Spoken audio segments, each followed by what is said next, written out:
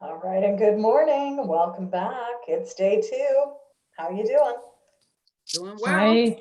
Doing well. Good to see you. Good to see you. It was great to see comments. I have a little envelope here with today's draw. So I'll do that in a couple of minutes.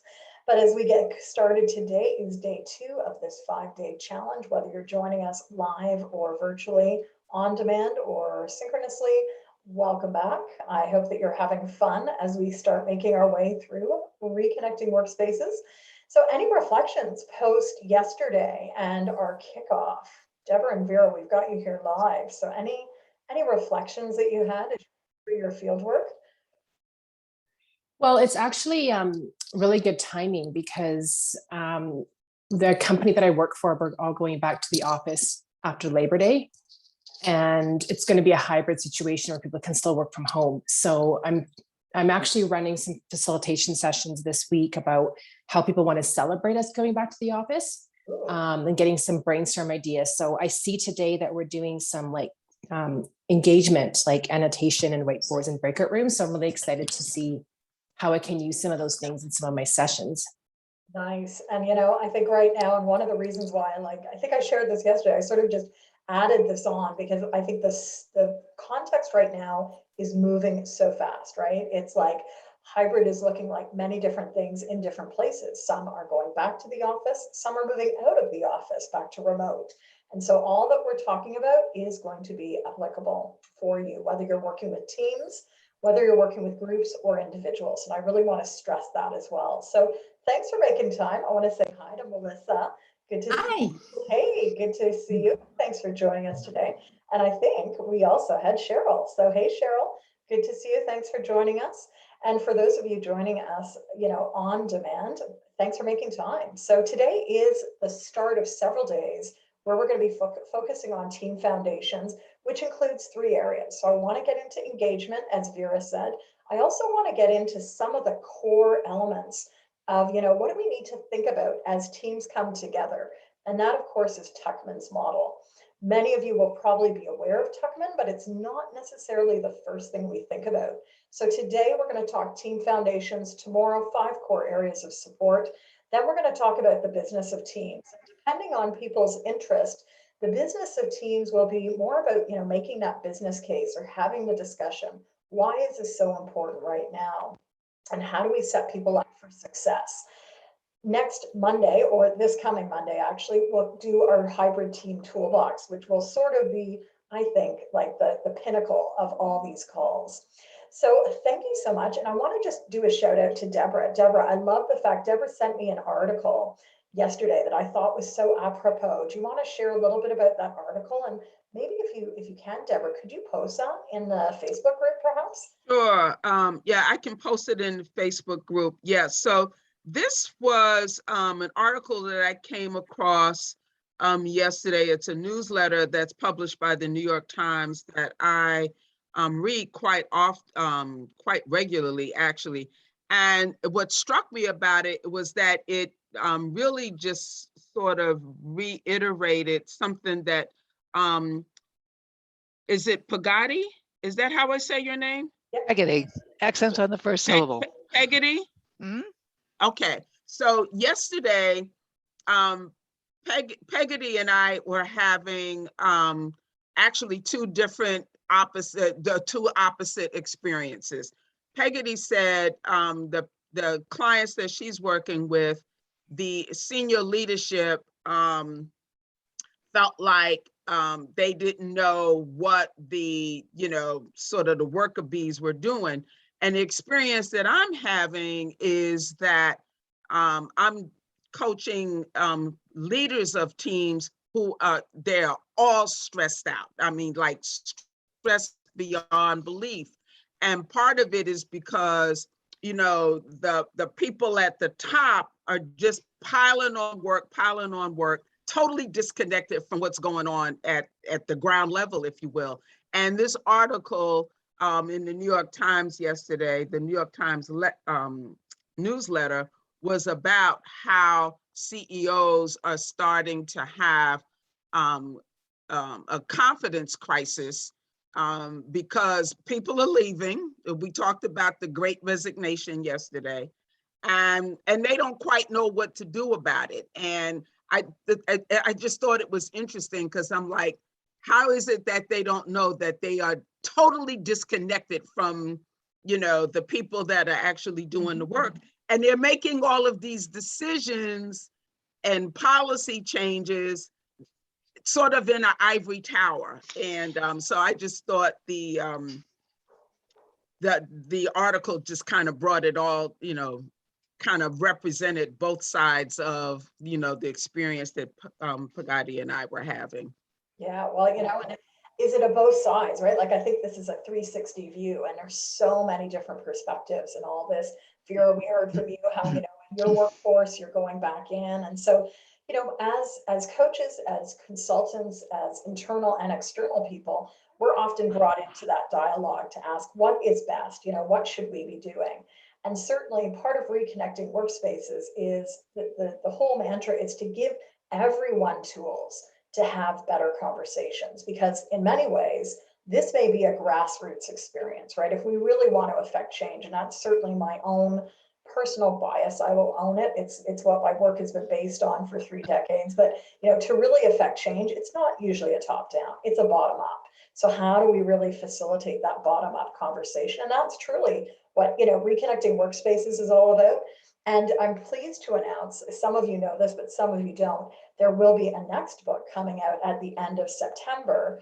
Also it's going to be the second in the series of Reconnecting Workspaces, called The 90-Day Guide to Success. And this is more of a workbook type of 90-day guide for people, whether they are onboarding or, as some are saying, reboarding to the workplace, to really be following in a 90-day sprint cycle. So I'm super excited about it. And as I've been building this out actually over the last year plus, talking to different people inside organizations and outside organizations, I really feel that this is what's needed. Whether people are still working remote, hybrid, or back face-to-face, we all need a guide to take us through on a daily basis, whether it's always day one in the whole organization or whether we're moving at different phases. So more coming up, and I'll probably be doing in October, with that in mind, I'll be doing another 5-day challenge. So just be warned, be back in the next month. So today is Team Foundations, and I really thought an apropos metaphor is really this notion of a maze. Like, I think so many people right now are feeling that they're in a maze. They're coming in different spots, coming in from a different perspective. And it's great when we're able to get to the heart together. So it doesn't always happen, but I think as team coaches, that's what we're aiming for. We're trying to bring people all to the same terrain. So that's going to frame out our conversation today. Again, we went into what we're talking about, and I wanted to share one of the many myths of the book. So if you haven't picked up a copy of Reconnecting Workspaces, every chapter has a myth. I'll share some of those as we go. And today I thought it would be apropos to dip into the chapter on coaching and mentoring. So chapter 15. And, I think certainly pre-pandemic, many were in this default of like, let's get into action. As I write, coaching is, a myth around coaching is that coaching is just about results and action. In fact, coaching occurs over those dual axes of awareness and action. And it can be as important to enhance our awareness about our biases, strengths, assumptions and beliefs, and mindsets as it is around taking consistent action. So I want you to really be thinking about, with light of that metaphor of the myth of the maze, how are you helping people unearth their bias, their strengths, assumptions, and beliefs? And I didn't bring it into today's call, but I think I'll bring it into a future call in this series, the iceberg principle, which is something I introduced in PlanDoTrack, for those of you that have read PlanDoTrack or Coaching Business Builder. And it really is that metaphoric idea of, as coaches, we want to get below the waterline, helping people see not just their results and their behaviors, but what are those elements that are leading to behaviors. And this is where, in a team, we really need to do that to help all team members get to the heart of the maze. If we are not getting to the heart of the maze, it's a real challenge. So, foundational issues for teams. Let's use our whiteboard today. And that is one of 5 engagement levers we're going to use today, because the strength of a group or a team is all of our voices. I don't want to just talk at you for 30 minutes, but I'd love for you to just share with us in chat, not chat, I'm sorry, in Annotate, what are some of the foundational issues you're seeing for teams right now? And just grab your Annotate function at the top, or you're viewing Jennifer Britton's screen. Maybe use the text. And a best practice, of course, here is to mark a place on the screen using the arrow function or the spotlight function. That way you're not typing over someone else. But the question is, what's one or more foundational issues you're seeing with teams right now? So just get yourself oriented with your different tools here. So we've got fear. I'm trying to type in trust. What are some of the other issues that we see here?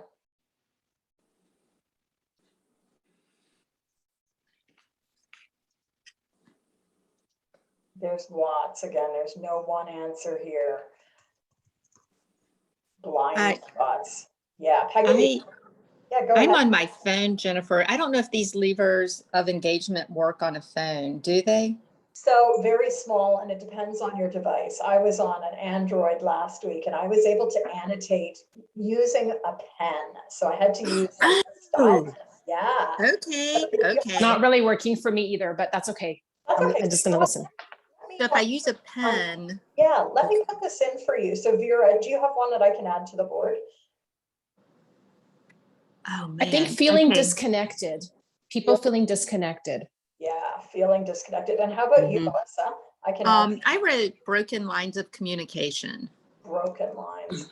Yes, I just I'm in my co-working space today up north, and I was just having a conversation with a colleague upstairs, around like communication and how one hand just doesn't know what the other hand is doing, for sure. Anything else? Fear, blind spots, broken lines of communication, feeling disconnected, connection, trust. How about, are you seeing or hearing, like not knowing who is doing what? I think in some ways we need to go back to the basics with all of this. And that's a really key piece. And then no proximity, absolutely. This whole notion of like out of sight equals out of mind has been something that people have been, fighting against. And so visibility is key. And how are we doing that purposefully? How are we doing it intentionally, as we talked about yesterday? And how are we also building in moments for teams to really focus on that? So I'm going to just take a screenshot of this and I'll post that just as a reminder to us. Thanks for engaging on this. Overwhelm, absolutely. Competing responsibilities. So there's a lot of different things that are happening in this space right now.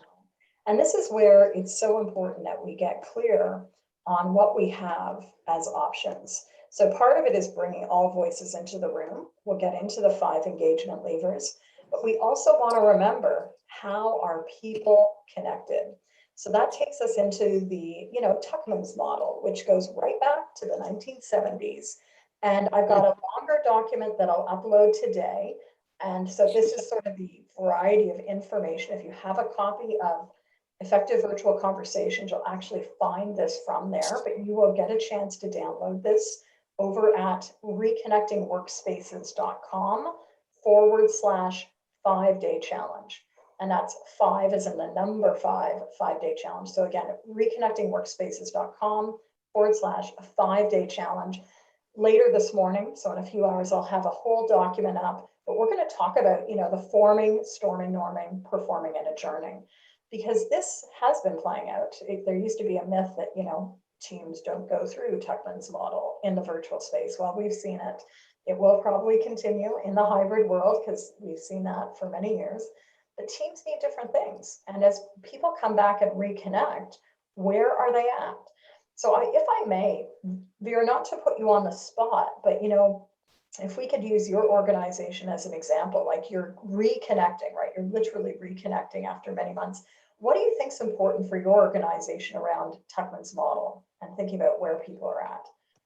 I think actually going back to forming, honestly, because we had a lot of people leave, so the great resignation is happening, and we've had people join, and I feel so bad for those people because they literally maybe know the people that are on their team or the 2-3 people they work with. So I think we have to go back to square one and just form like what are our values, what does the organization stand for, what are we all doing here.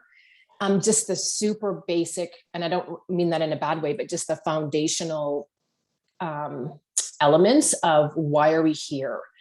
What are we doing for the world? And how do I fit into that picture? And who's my team? Like, who am I working with? Who the leadership team? Like all those things before we can do any of these other things. So for me, that's what I'm really seeing. And that's so wise, right? Like, I think a lot of us think, oh, well, we're just going to go in norming or we're still performing. But, teams can move up and down this staircase. So forming, of course, just as we've heard Vera say, it is that, it is a connection or the reconnection. Who are we? What do we do? Why are we here? All of those foundations. And as we figure that out, we naturally move through a storming stage. Okay, that's where the conflict emerges, covertly or overtly, directly or indirectly. And storming is not bad, but we often, internally and externally, need to facilitate that conversation. How are we working together? How are we agreeing to work across differences? How are we widening our perspectives to notice that it's not just one or two, but it's multiple ways of seeing things? And that storming piece, the conflict, can actually be very, very positive if we have a shared mental model around how we're going to work around conflict. And so this too might be a discussion point. What are the frameworks we're going to use? What are the engagement principles we're going to use? Are there any processes or models we want to use? In recent years, we've had books like Radical Candor from Kim Scott. We've had, difficult conversations, fierce conversations, and all of these can help teams move through that challenging area of the storming. And we need that in order to get to the norming. Who are we and how do we do things? And in that norming phase, we're really in that sweet spot of looking at our culture and perhaps right now redefining culture. Culture is how do we do things here? It's our mottos and our mantras, our mascots, and our practices. So chapter 4 of Reconnecting Workspaces, if you have a copy of it, really goes, chapters 3 and 4 really dive into this topic, as well as building that robust virtual, remote, or hybrid culture. And it's not really different than if we're back face to face, right? So are we doing that intentionally? And we need to understand who we are, what our rules are in order to perform. And performance is, of course, part getting the results, but we need to have the relationships in order to do that. At some point, teams, organizations may adjourn again, depending on what happens in the upcoming months. There may be more adjournment, but I think it's these first 4 steps of Tuckman's model that's most important. So for you and your work, think about which one right now is the stretch for you. Is it the storming phase and helping organizations and teams through storming? Or perhaps is it really helping people get through that norming and performing? I'm not going to ask you to respond to that right now, but it's an interesting exercise to think about. And I think as an interesting exercise, it's interesting to share this with teams and organizations. They need to understand that it's natural. In fact, storming is healthy as long as we don't get stuck there. I think in many organizations, there's a resistance to being in conflict because conflict has meant so many different things, especially in recent years. But we need that creative tension to really get to the norms. So any comments or questions about Tuckman's model? I know I've really glossed over what you can read in a much more detailed way. And as you'll just notice with this document, which will look a little fancier than this, in the document that you'll get, which is adapted from Effective Virtual Conversations, I talk a little bit about the stage, what's important about things you can actually do at each stage. If you're working virtually or hybrid, note the virtual nuances. Think about the considerations. These are things like informing, creating your ways of working. making sure you do certain things, and then thinking about actual activities. So any comments or questions on Tuckman's model before I layer something else on? I have a question. Go ahead, Melissa. Yeah, I'm part of a nonprofit and we're doing something, we're definitely in a storming stage because we're taking on environmental justice. And Ooh, so this is an environmental nonprofit, and it's been very triggering for everybody across the board. And my question is, are you very explicit with these stages? Because I find it so comforting when like ever there's this kind of uproar to know this is normal, you know, and this is not like we're going to lose everything. This is normal and this is part of the process. And just being explicit, like, you know, here are 5 stages of team development and we're in stage 2. We're in the heart of it right now. yeah, absolutely. And that's part of that Mhm. normalization that we do as coaches, right? It's saying, listen, we're not alone, or you're not alone. This is a natural, healthy part of the process of team development. And in fact, there have been writers and researchers over the years that say, if you do not go through storming, you really cannot get to norming. So even that's even greater, especially when we have, you know, maybe there's been a merger and acquisition and you have 2 organizational cultures clashing. That's uncomfortable. But actually, it usually leads, if we can move through storming and almost like reemerge, like the phoenix with the ashes, into a norm and into a new norm, it can make a stronger organization. And it's not easy. It's not easy. I sort of might sound like, oh yeah, but you know, here's the interesting thing why I'm so passionate about this part of work.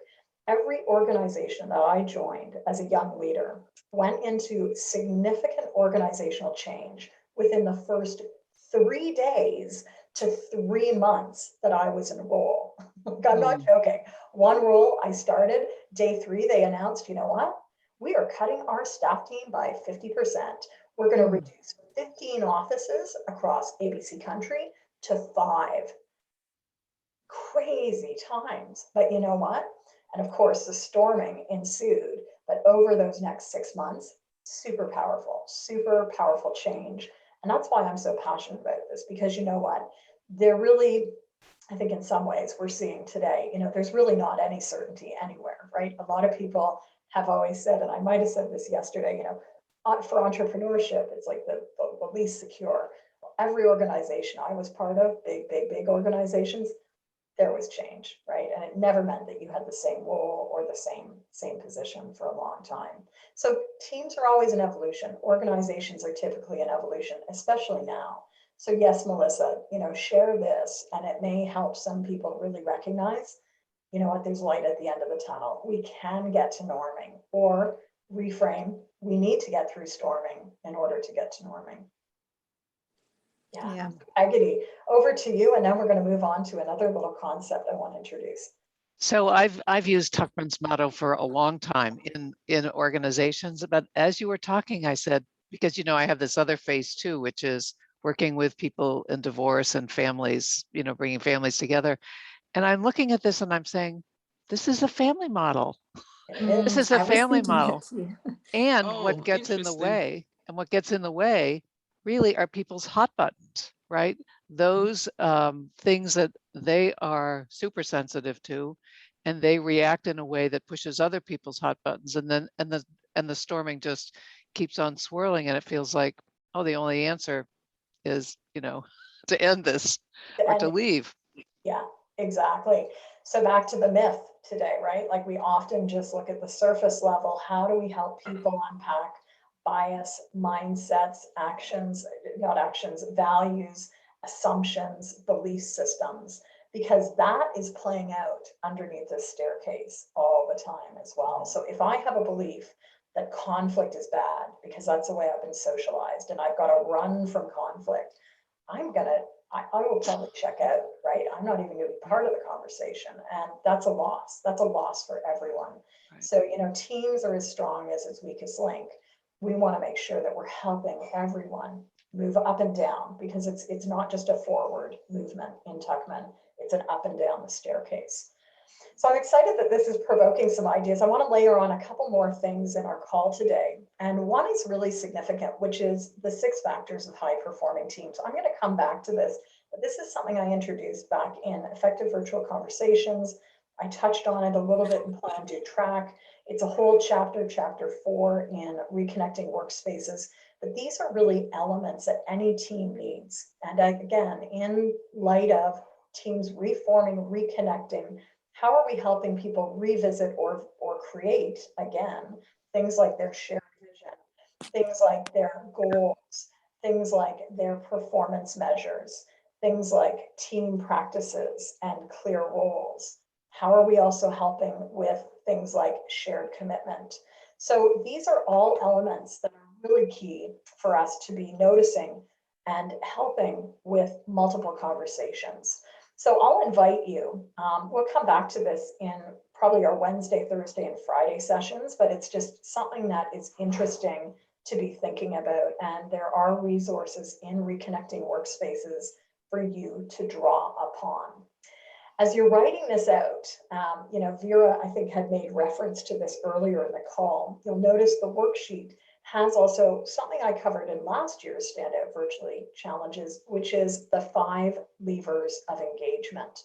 I'm not going to bring that up, but just know that in any of these conversations, we may be back face to face, or many of us will be continuing in this virtual space. So how are we ensuring that we're bringing voices into the room when we're talking about things like Tuckman's model, which we just wrapped up on, or the 6 factors?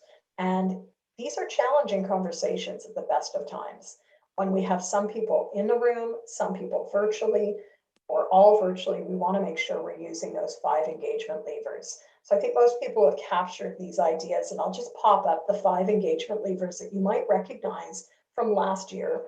How are we using chat? How are we using annotation, which we use today? We use the whiteboard function. We haven't used breakouts, and we haven't used polls, but these are all different ways that we can be bringing voices into the room. And it really is something that, if you're not confident with using the engagement levers, probably a learning edge for you in this next while. So I'll go through those again just quickly: chat, polling, annotation, whiteboard, breakouts. In these 5-day series, we'll use, I think I'll set up a poll for later this week, so you can see a couple of different polling platforms. We'll continue to use annotation and chat and whiteboard. We probably won't do a breakout just because, well, maybe we will. We'll see where we go with that. But these 5 engagement levers are really key in making sure we bring the different perspectives into the room, as we've seen today, whether we're talking Tuckman and where you are, or whether we're talking about the 6 factors. So our call time is almost to an end. I want to do the draw from yesterday. So several of you completed your day 1 field work. I've put you in the envelope, and the lucky winner gets a digital copy of my latest book, Reconnecting Workspaces. So I hope you're going to enjoy that. I'm going to do the drawing right now, and I'm just going to close my eyes, and that is going to go out to Vera. Vera, you got a copy. Yay. Yay. So anyone who enters your daily feedback and your daily field work, you will get entered into it. So here are the worksheets for today. They are not yet uploaded, but they'll be uploaded in the next hour over at reconnectingworkspaces.com/5-day challenge. They also go out in the daily email that I send. So if you are not on the mailing list for that, let me know, or you can go automatically to the reconnectingworkspaces.com/5 as a number 5-day challenge. And your worksheets today are just to get you thinking about Tuckman's model. Okay, so the forming, storming, norming, performing, and adjourning. That's going to be supplemented by this download on the Effective Virtual Conversations download. So take note of that. And then also think about your work and which of these 5 engagement levers are you using right now? Think about which ones you'd like to use more often. And that's it for day 2. So tomorrow we're back. We're going to pick up with that thread of the 6 factors of high performing teams and keep on trucking with this. So I'd just love to hear from you as we go to our last minute. what was most impactful for you today?